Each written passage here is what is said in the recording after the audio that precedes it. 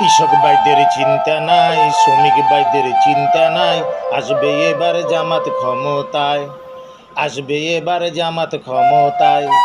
নারী পুরুষ সবাই মিলে, নারী পুরুষ সবাই মিলে ভোট দিবে দাড়ি পাল্লায়, আসবে এবার জামাত ক্ষমতায়, আসবে এবার জামাত ক্ষমতায়।